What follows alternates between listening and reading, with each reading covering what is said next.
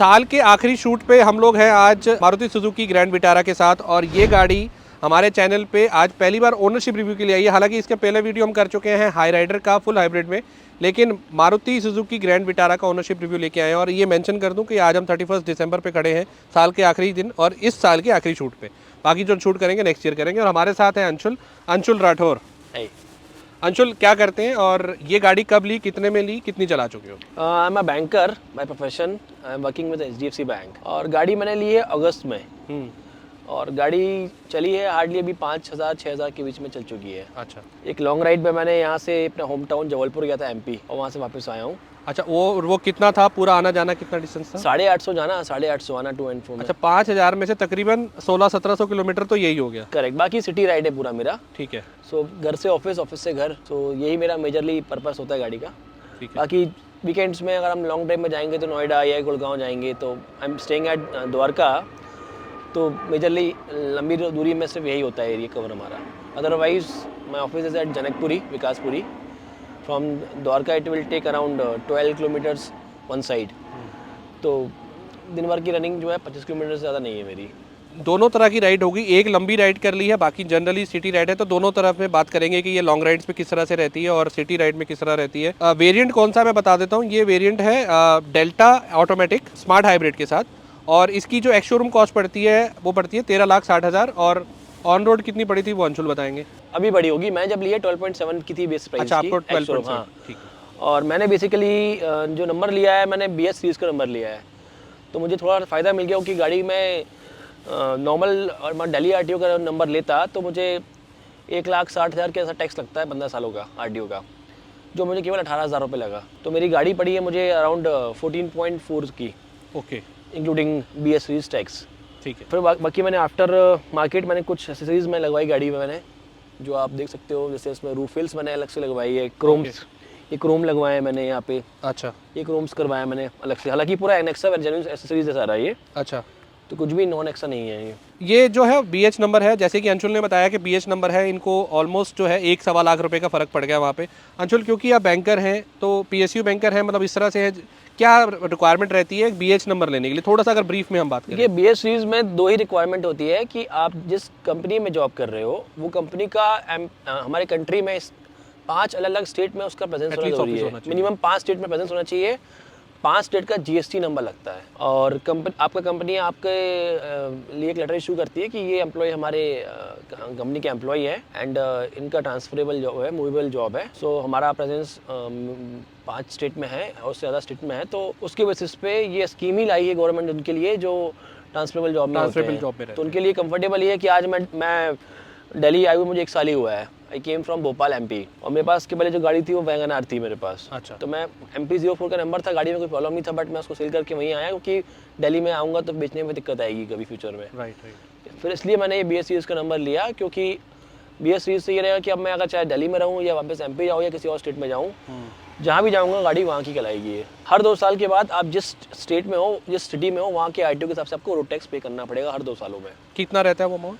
18,000 रुपये लगाया, मान के चलिए इतना ही 20,000 के आसपास हर 2 साल में लगना है। अच्छा, at the end of 15 years पर वो उतना ही जाता है, लेकिन ये होता है कि आप लमसम दे रहे हैं, मतलब एक इकट्ठा ना देकर के आप थोड़ा पड़ेगा उतना ही। 15 साल की जगह आपने 2-2 साल में देना है आपको। 2-2 साल में तो अभी ठीक है, एक साथ बर्डन नहीं आता है। करेक्ट। दूसरा, गाड़ी भी 15 साल चलाता नहीं है। हाँ। तो गाड़ी फ्यूचर में अगर मैं सेल करता भी हूँ तो जितना यूज किया उतना ही मैंने पे किया। ये भी बहुत अच्छा, ये भी सही पॉइंट है वैसे। अच्छा, इसमें मैं आपको एक चीज़ बता दूं कि ये क्योंकि डेल्टा ऑटोमेटिक वेरिएंट है, तो ये मोस्ट वैल्यूएबल जो है कॉस्ट प्राइस की अगर हम बात करें तो मोस्ट वैल्यूएबल वेरिएंट माना जाता है, बिकॉज एक तरह से बेस में ये ऑटोमेटिक जो है सबसे बेस वेरिएंट में ये ऑटोमेटिक आ जाता है। और स्टार्टिंग से ही जो इससे नीचे आता है सिग्मा जो आता है, बेसिकली इसमें 4 वेरिएंट्स आते हैं, सिग्मा, डेल्टा, जीटा और अल्फा। तो 4 वेरिएंट्स में 10,70,000 से लेकर ऑलमोस्ट 20 लाख के आसपास एक शोरूम बता रहा हूँ, उसमें आपको ये चारों पड़ जाते हैं, जिसमें कि ये बेस में सिग्मा में आपको ऑटोमेटिक नहीं आता है, यहाँ डेल्टा से ऑटोमेटिक मिलना शुरू होता है।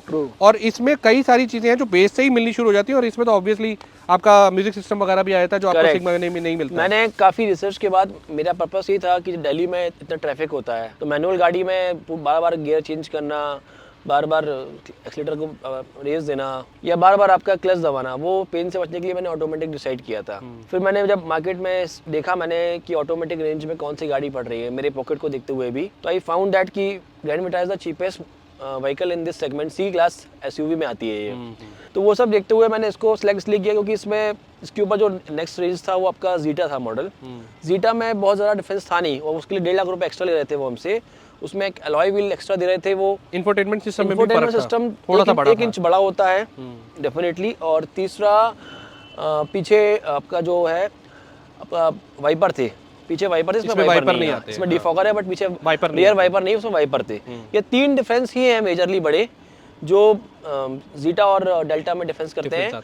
बट 1.5 लाख रुपए कॉस्ट मुझे थोड़ा सा हाई लगा मेरे को उसके लिए, क्योंकि अगर अलग से मैं आफ्टर मार्केट भी अगर मैं अलॉय भी लगवाता हूँ तो 40,000 का खर्चा आता है मुश्किल से। अगर मैं वाइपर भी लगवाऊंगा तो 10,000 में काम हो जाएगा मेरा। 50,000 रुपये और इंफोटेनमेंट स्क्रीन में ऐसा 1 इंच में बहुत ज़्यादा समझ में आता नहीं है फर्क। तो बेसिकली आपको व्हीकल में गाड़ी चलानी है और मैप में देखना है या थोड़ा बहुत म्यूजिक एक्सेस करना है तो वो स्क्रीन इट डजंट मैटर। तो इसलिए मैंने फिर डेल्टा ऑटोमेटिक को ही मैंने प्रेफर किया in comparison of other models. इसमें जैसे कि अंशुल ने बताया, इसमें आपको व्हील कवर्स मिलते हैं, इसमें आपका अलॉय व्हील्स का ऑप्शन नहीं आता है। टायर प्रोफाइल जो रहता है वो सेम रहता है, R17। हाँ, R17 ही आपको बेस वेरिएंट सारे वेरिएंट में। बाकी टच सेंसर वगैरह सब इसमें आपको मिलता है। करेक्ट। स्टार्ट स्टॉप बटन वगैरह भी रहता है सब है इसमें टच सेंसर है आपका एंड स्टार्ट स्टॉप बटन है इसमें आपका।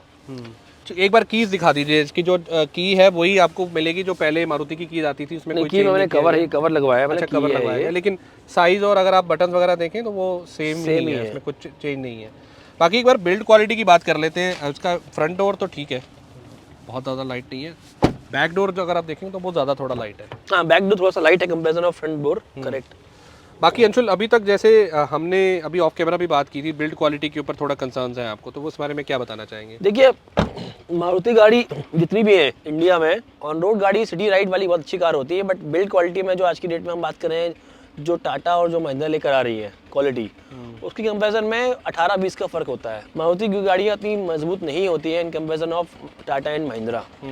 मारुति गाड़ियों का सक्सेसफुल होने का एक ही रीज़न है कि ये सिटी राइड कार्स हैं। आप शहर में चला रहे हो तो बढ़िया गाड़ी है, बट अगर आप कंटिन्यूसली अगर आपका फ्रीक्वेंट ट्रैवलिंग वाला जॉब है जहाँ पे आपको अपनी गाड़ी यूज़ करना है मल्टीपल सिटीज़ में, तो फिर Maruti is not that much strong and reliable in comparison of durability, जहाँ पे आपकी जो उसकी स्टिफनेस या स्ट्रॉन्गनेस आती है ना बॉडी की, जो हमने देखे हैं काफ़ी सारे एग्जाम्पल्स है वीडियो में कि नेक्सॉन या टाटा की गाड़ियों में एक्सीडेंट हुआ तो बचा लिया, बट या महिंद्रा में तो इनका बिल्ड क्वालिटी उतना स्ट्रांग नहीं होता। इनफैक्ट मेरी खड़ी व्हीकल को मेरे ऑफिस के बाहर किसी ने शायद बैक करने में हिट किया और गाड़ी जिस हिसाब से गाड़ी बैंड हुई है, और वहाँ पे जहाँ पे खड़ी थी वहाँ पे कोई भी 20 या 30 के ऊपर गाड़ी एक बार दिखा देते हैं वो जो जगह है जहाँ पर हिट की है गाड़ी। ये मेरा व्हीकल है, ये खड़ी गाड़ी में किसी ने बैक करने में ऐसा, शायद मेरा गाड़ी इस साइड रोड के साइड खड़ी थी, मेरी इस साइड वॉल था और गाड़ी इस साइड रोड थी, तो जाहिर सी बात है लोग यहाँ से निकल रहे होंगे, किसी ने बैक करने पे यहाँ से हिट किया या कोई व्हीकल वाला घुसा, तो देखिए आप सब बम्पर अंदर घुस गया, तो इसके अंदर जो लोहे का जो क्लिप था वो फाड़ के बाहर आ गया। प्लस ये देखिए इसकी लाइट भी टूट गई, ये बैंड हुआ, इसकी वजह से ये बैंड हुआ तो लाइट थोड़ी सी मेरी अंदर चली गई, और ये भी हिल रहा है, ये पूरा ये मुड़ गया ना, ये मुड़ गया, अंदर गया है तो ये अंदर चली गई, शेप ऐसा हो गया, तो लाइट का फोकस भी इस साइड जाता है, जो मेरे को क्लियर में करवाना है अभी। तो बिल्ड क्वालिटी की अगर मैं बात करूँ तो मुझे इतना मजबूत नहीं लगी है मारुति की बिल्ड क्वालिटी, जो पहले से मालूम था कि शुरू से ही मारुति, इसके पहले वैगन आर भी थी मेरे पास। एक्चुअली यहाँ पर पॉइंट जो अंशुल का है वो ये है कि जहाँ इनकी गाड़ी पार्क थी वहाँ पर इतनी जगह नहीं थी कि किसी ने स्पीड से आके मारी हो गाड़ी, यानी 50, 60 या 70 की स्पीड से मारी हो तो इतना डेंट आया है। उनका कहना ये है कि उतनी इसमें काफ़ी जो कंजस्टेड जगह थी जिसमें हार्डली किसी ने बैक करा होगा, 10-20 की स्पीड होगी। 2 लेन रोड है जहाँ गाड़ी पार्क होती है, मेरी रोड इस साइड वॉल है, इस साइड गाड़ी पार्क होगी, यहाँ 2 लेन रोड है, तो गाड़ी किसी ने ये तो बैक करने में ली है या फ्रंट से भी मारी होगी तो स्पीड इतनी नहीं होगी। पॉइंट ये है कि स्पीड नहीं होगी, कम स्पीड में मारी होगी, जिसमें अच्छा खासा इफेक्ट आया। तो यहाँ से थोड़ा सा बॉडी का आप लगा सकते हैं। हालांकि रिलायबिलिटी की बात करें तो इंजन रिलायबिलिटी या वैसे अगर हम सर्विस की बात करें तो वो उसमें आपको कोई कंपैरिजन नहीं मिलेगा। 1.5 लीटर नॉन टर्बो जिसमें आपको 90 bhp की पावर मिलती है और 120 न्यूटन मीटर टॉर्क मिलता है, और सिर्फ आपको फर्क वहां पड़ता है जहां फुल हाइब्रिड होती है। ये स्मार्ट हाइब्रिड है, फुल हाइब्रिड में आपको थोड़ा डिफरेंस आता है। स्मार्ट हाइब्रिड किसी को लेना है तो आई वुड सजेस्ट कि आप मारुति की गाड़ी लीजिए, ठीक है, बट अगर आप फुल हाइब्रिड में जाते हो तो आई वुड सजेस्ट कि इसका जो क्लोन है जो टोयोटा के हाइराइडर के नाम से आता है वो लीजिए, क्योंकि कॉस्ट में वो डिफरेंस थोड़ा सा कम है उस गाड़ी का फुल हाइब्रिड में। ऑल्दो स्मार्ट हाइब्रिड ये गाड़ी है, लेकिन इसमें कोई स्मार्ट हाइब्रिड ऐसा मेरे को समझ में नहीं आया। बहुत डिफरेंस की बहुत ज़्यादा आपका माइलेज में फ़र्क पड़ रहा हो। आप नॉर्मल अगर इस वेरिएंट की गाड़ी लेते हो, कोई नॉन हाइब्रिड वाली भी, चाहे वो क्रेटा हो या दूसरी हो, सिटी में उतना ही एवरेज आएगा जितना इसमें एवरेज आ रहा है। हाईवे में आई कैन से दैट जब मैं अपने होम टाउन गया था तो मेरे को इसने 17-18 का एवरेज निकाल के दिया था। ठीक है, वो नॉर्मल भी कोई मारुति की गाड़ी इतना तो दे देगी। वो नॉर्मल गाड़ी आई थिंक सबको मिल जाती है, but since it's a automatic car, हाँ, तो ऑटोमेटिक में इतना मिल रहा है, क्योंकि ऑटोमेटिक में आप कंपेयर करोगे मैनुअल गाड़ी से 2 किलोमीटर का फर्क आता ही है एवरेज में, क्योंकि मैनुअल में गाड़ी हम अपने हिसाब से चेंज करते हैं। बिल्कुल 2 किलोमीटर का वेरिएंस मांग के चलना पड़ेगा आपको मैनुअल कार में in comparison of automatic car. तो और सिटी में आप जब राइड करते हैं तो कितना आपको माइलेज मिल जाता है? सिटी में टू बी ऑनेस्ट 13 का एवरेज मिल रहा है अभी मेरे को। जब मैंने गाड़ी ली थी स्टार्टिंग में तो 12 ही आ रहा था एवरेज। अभी थोड़ा सा बड़ा है, जब से मैं एक बार लॉन्ग राइड लेकर आया हूँ तो 13 के आसपास पहुँच गया है। अच्छा, इसमें अंशुल एक चीज़ और है कि जो इंटीरियर की एक बार देख लेते हैं, आज आप अंदर बात कर लेते हैं। इसका जो क्लोन आता है हाई राइडर, उसके इंटीरियर्स, और आपने जब वो गाड़ी लेने गए थे तो हाई राइडर को कंसीडर किया था या लेनी मारुति ही थी आपने? देखिए मैंने वो भी देखी थी, मैंने एज आई सेड कि रेट में स्मार्ट हाइब्रिड का जो मारुति का वेरिएंट है उसमें और उसमें ऑलमोस्ट 80,000 रुपये का डिफरेंस था, तो इसलिए मैंने इसको प्रेफर किया। और इंटीरियर में बहुत ज़्यादा डिफरेंस था नहीं, इंटीरियर में थोड़ा सा रिफाइंड था टोयोटा का, बट उसके लिए भी 1 लाख रुपये ऊपर देना ना, it's not a good deal, क्योंकि बहुत मेजर डिफरेंस नहीं था, थोड़ा सा 19-20 का ही फर्क था, तो इसलिए आई preferred this vehicle in comparison of Toyota. ठीक है। अच्छा, आपको कहीं ना कहीं ये अंशुल ये फील आता है कि जैसे 14-15 लाख की गाड़ी है, उस हिसाब से जो इंटीरियर्स हैं वो थोड़े और प्रीमियम हो सकते थे, कहीं ना कहीं आपको वही बलेनो या फ्रॉन्क्स उस वाले इंटीरियर्स सेम उसमें कॉपी हो रहे हैं? मारुति का मतलब यही रहता है कि ज़्यादातर सही बोल रहे हो आप, जो मारुति की फ्रॉन्क्स बोल लो या बलिनो बोल लो आप, जो इंटीरियर है ऑलमोस्ट ऑल्दो सबके सेम टू सेम है, बस कलर जो है थोड़ा चेंज हो गया है। इसमें थोड़ा सा कलर जो cherry red, cherish wine colour ले दिया उन्होंने, और वहाँ पे होता है आपका थोड़ा डिफरेंट कलर। बाकी अंदर से ऐसा कुछ मेजर मेरे को दिखा नहीं कि बहुत ज़्यादा इम्पैक्टफुल हो, तो आप इंटीरियर्स में आपको मतलब बहुत ज़्यादा एक्सपेक्टेशन मारुति की गाड़ियों में ऐसा होता नहीं नॉर्मली। आप मारुति की गाड़ियों में देखोगे they are not a cosmetic cars. Cosmetic car मिलेंगी आपको हुंडई की, किया की, वो कॉस्मेटिक कार्स होती है। मैंने अप्रैल से स्टार्ट किया था गाड़ी सर्च करना, मई के आखिरी में जाकर 2 महीने बाद फिर मैंने ये फाइनल करी थी। मैंने उस बीच में मैंने सारी गाड़ी ट्राई करी थी, Seltos, Creta, Sonet, Nexon, even मैंने वो भी देखा था आपका Nissan Magnite, Nissan compact SUV segment से लेकर मिड रेंज सारा देखा, सारा ट्राई देखा मैंने, सारा आइडिया लिया मैंने। तो मेरे बजट के हिसाब से मैंने ऑटोमेटिक लेनी थी, तो मैंने पाया कि इस बजट में ऑटोमेटिक में इससे बेस्ट ऑप्शन कोई नहीं है मार्केट में, आज भी नहीं है इवन। इसीलिए मैंने जो है वीडियो के स्टार्टिंग में बताया कि मोस्ट वैल्यू फॉर मनी अगर आप ऑटोमेटिक में जाना चाहते हैं, ऑटोमेटिक में जाना चाहते हैं, तो ये विटारा जो है इसका सबसे बेस्ट वेरिएंट ग्रैंड विटारा का यही आता है ऑनेस्टली। और इसकी वेटिंग बहुत ज़्यादा है। अच्छा अंशुल, वेटिंग को लेके हमने बात नहीं की, वेटिंग आपको ये गाड़ी कितने दिन में मिल गई थी? 3 महीने में। 3 महीने लगे? 3 महीने लगे। मैंने मई के लास्ट में बुक की थी, जून लगी गया था ऑलमोस्ट, और मेरे को अगस्त में 22 अगस्त को गाड़ी मिली है मेरे को। क्योंकि सबसे ज़्यादा वेटिंग जो है वो सिग्मा में चल रही है, बिकॉज वो बेस वेरिएंट है। 6 महीने का वेटिंग चल रहा है, तो सिग्मा में सबसे ज़्यादा वेटिंग है। उसके बाद जो सेकंड नंबर पे आती है वो ये आती है, और वो भी अगर आपको ऑटोमेटिक लेना है तो उसमें जैसे बताया, वो भी मेरा ये कलर जो था ऑटोमेटिक में, ये मेरा रनिंग कलर है, इसलिए मेरे को 3 महीने में मिल गया। अदरवाइज अगर मैं उनका जो ब्राउन कलर आता है उनका, हाँ ब्राउन, एक रेडिश ब्राउन सा आता है, जो ब्राउन नहीं ब्राउन, अच्छा ब्राउन आता है, और एक रेडिश अलग आता है, रेडिश अलग आता है, तो वो लेने जाएंगे तो और 1 महीने का वेटिंग एक्स्ट्रा आएगा। अच्छा। ये रनिंग कलर है इसलिए थोड़ा जल्दी मिल गया। ये ले लो या व्हाइट ले लो तो जल्दी मिल जाएगा आपको।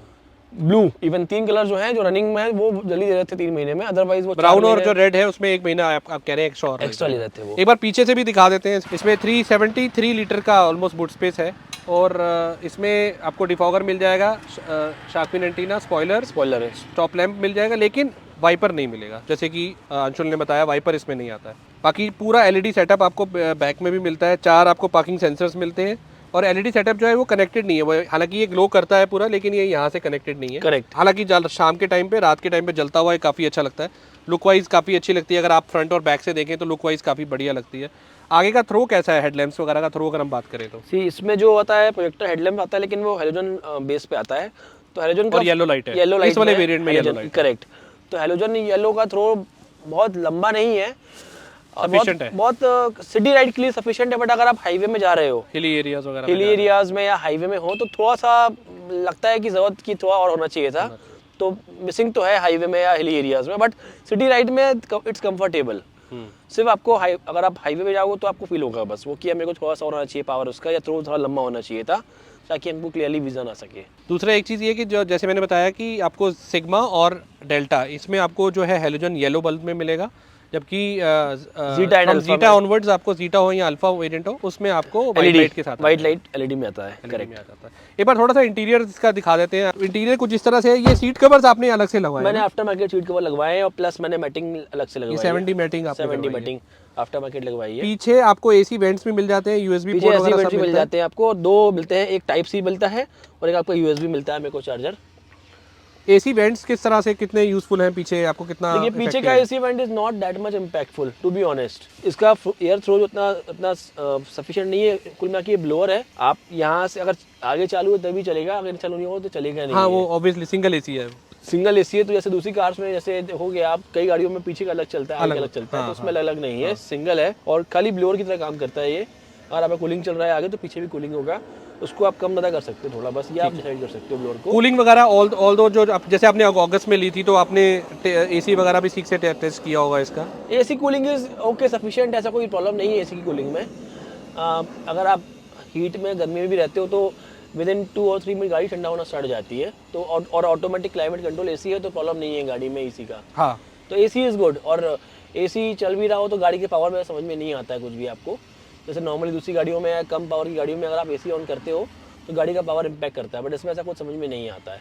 तो पूरी तरह से प्रैक्टिकल गाड़ी है। जब बेस वेरिएंट से ही मैंने जैसे बताया था आपको कि काफ़ी सारी चीज़ें मिलनी शुरू हो जाती हैं, चाहे आप इसमें 60-40 स्प्लिट की बात करें, 3 पॉइंट सीट बेल्ट्स हैं, आगे अगर आप इंफोटेनमेंट सिस्टम देखें, ऑटोमेटिक एसी देखें, इनफैक्ट जो स्टेयरिंग है वो भी आपको टिल्ट और टेलीस्कोपिक दोनों मिलता है। करेक्ट।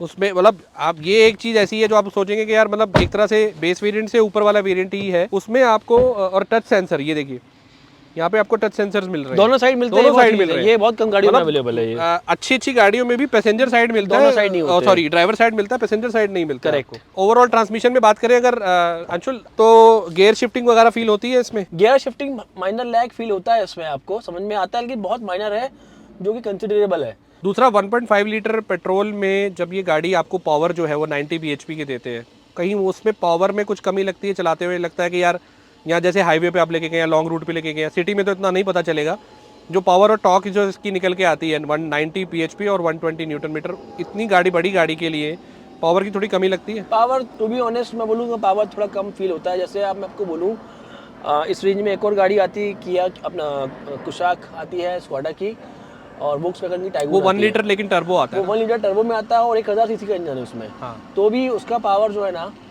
उसके पावर में बिल्कुल इक्वल आता है। तो मतलब जिस हिसाब से कंपनी बताती है कि 1500 सीसी का इंजन है या 90 bhp की पावर है, उस लेवल का पावर थोड़ा सा फील होता है कि लैगी है थोड़ा सा उसमें। हाँ एक्चुअली मैं एक चीज़ और कंफर्म कर दूं, 1 लीटर टर्बो आप कंपेयर कर सकते हैं 1.5 लीटर नॉन टर्बो के साथ। ये चीज़ हमें हमेशा याद रखनी चाहिए अगर आप 1.5 की बात कर रहे हैं, क्योंकि एक बार मुझे ध्यान है मैं गाड़ी किसी के साथ गया था तो वो मुझे बता रहा है कि यार सर इसमें 1.5 लीटर इंजन आता है जो कि एनीवे बिगर देन दी 1 लीटर टर्बो, लेकिन वो ये चीज़ नहीं बता रहे कि वो टर्बो है और वो नॉन टर्बो है। तो टर्बो और नॉन टर्बो जो अगर आप कंपेयर करेंगे ना, तो आप 1 लीटर टर्बो कोई भी उठा लीजिए, चाहे वो हुंडई का उठा लीजिए, चाहे वो आप वोक्सवैगन स्कोडा का उठा लीजिए, तो वो any time 1.5 litre non turbo के साथ ही आप कंपेयर कर सकते हैं। करेक्ट, बिल्कुल सही बोल रहे हैं आप। अच्छा, बाकी इसके पॉजिटिव नेगेटिव्स में बात करें तो कौन सी 2-4 चीज़ें आप पॉजिटिव में बताना चाहेंगे और कौन सी नेगेटिव में अंशुल इसमें मेंशन करेंगे? देखिए पॉजिटिव ये है कि मारुति का रिलायबिलिटी है, ये तो सबसे मेन पॉइंट है। और गाड़ी मतलब जिस मैंने आपको बताया ना कि इस ऑटोमेटिक वेरिएंट में जो फीचर्स इसमें हैं, लाइक आपका टिल्ट टेलीस्कोपिक आपका स्टीयरिंग है, आपके पैडल शिफ्टिंग गियर्स है, पैडल शिफ्टर गियर्स हैं, ये कितनी सही चीज़ है। बताइए 15 लाख से अंदर की गाड़ी में आपको कम गाड़ियों में पैडल शिफ्टिंग गियर्स नहीं मिल रहा है किसी भी ऑटोमेटिक व्हीकल में। तो एक ये मैटर करता है पॉजिटिव साइड में। प्लस स्क्रीन भी ओके है, स्क्रीन में ऐसा कोई इशू नहीं है। प्लस में सुजुकी कनेक्ट का ऐप का फीचर मिलता है हमको, तो I can track my vehicle in my mobile also. अच्छा, वो स्टार्ट स्टॉप आप अपनी ऐप से कर सकते हैं, AC on off? Start stop AC वाला अच्छा वो नहीं है, वो मेरे ख्याल से वो टॉप वेरिएंट में आता है। टॉप वेरिएंट में ही आता है, उसमें हेड अप डिस्प्ले भी आता है उसमें। हाँ, HUD आता है उसमें। इसमें HUD नहीं है उसमें। हाँ। तो बट बाकी ओवरऑल इस वेरिएंट में, इस रेंज में ये जो दे रहे हैं दैट इज सफिशिएंट, क्योंकि जो इतना दे रहे हैं इतना कोई दूसरे किसी और कंपनी की कंपटीशन में नहीं मिल रहा है, उतना भी नहीं आ रहा है। तो आई कैन से दैट कि ये बेटर ही है उससे। तो if I compare with that kind of segment, तो उसमें ये पॉजिटिविटी है। नेगेटिव की बात करूँ मैं, अंदर इसका जो जैसे मैं बताया ना, कोई ये जो इंटीरियर क्वालिटी है, लुक है, वो थोड़ा सा मतलब एवरेज लगता है मेरे को। प्लास्टिक हार्ड, इसका हार्ड ये देखिए, हार्ड हर जगह आपको हार्ड प्लास्टिक मिला है। प्लस वो आपको एक फील जो आता है ना लग्जरी वाला, वो मिसिंग है, थोड़ा सा मिसिंग है। हाँ, हाँ। तो जो हालांकि कलर कॉम्बिनेशन अच्छा लग रहा है, अच्छा दिया नो डाउट, बट थोड़ा सा मिसिंग है, हार्ड लेकिन प्लास्टिक है। जो भी फीचर्स दिए हैं ना आप देखेंगे ना, इसमें भी आपको यहाँ पे लाइट मिलती है, यहाँ भी लाइट ये मिलती भी है, अच्छी चीज है। हाँ। प्लस आपके पीछे आपका बूट्स पे जब आप ओपन करते हो आप डिक्की, तो वहाँ भी लाइट मिलेगी मिलती है, आपको, ठीक है। प्लस चार्जिंग सॉकेट भी है वहाँ पे 12 वोल्ट का, तो ये सब फीचर्स मिल जाते हैं आपको। तो मेन इंटीरियर का एक प्रॉब्लम है, और प्लस आई सजेस्ट कि इसमें अलॉय व्हील होना चाहिए थे डेल्टा से ही, लेकिन वो जिस हिसाब से उन्होंने प्राइस रखा है जीटा में, मेरे ख्याल से ठीक है, जस्टिफाई करता है, क्योंकि but फिर अगेन बात है कि फिर जीटा और अल्फा में कुछ तो अलग देना था ना, Correct. तो वो चीजें भी आ बट जाती उस हैं। हिसाब से रेट ज्यादा है, तो इसलिए ठीक है, most of us मैं गाड़ी मानता ले हूँ कि ठीक है, मतलब आपको एटलीस्ट टायर एक प्रोफाइल family- सेम मिल रहा है। करेक्ट। टायर टायर प्रोफाइल में अच्छी चीज क्या है कि टायर प्रोफाइल चारों के अलावा जो पांचवा टायर जो मिलता है एक्स्ट्रा, वो भी सेम है, वो भी सेम मिलता वो है। भी सेम है।